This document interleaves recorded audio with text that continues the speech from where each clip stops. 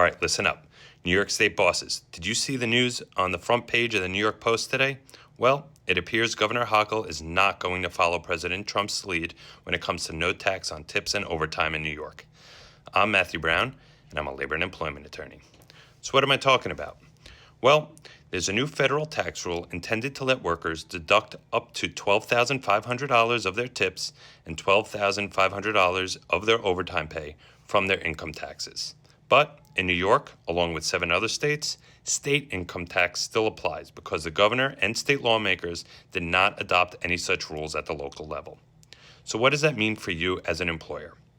Your employees that work overtime and/or tipped employees such as servers, bartenders, or other front-of-the-house staff are losing out on money, sometimes as much as over $1,000 a month on taxes from their tips alone, according to reports.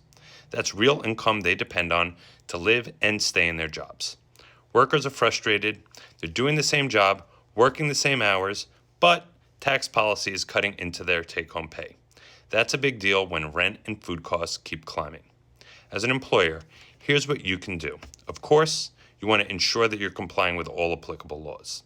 But you could also ask your lawmakers to adopt a federal tip tax deduction at the state level. You could also consider wage structures that protect your tipped employees. You can also talk to your staff about fair compensation and retention. Your team deserves to keep more of what they earned. Don't let tax policy be the reason they leave. It's hard enough to find good employees in this job market. Follow me for more labor and employment insights.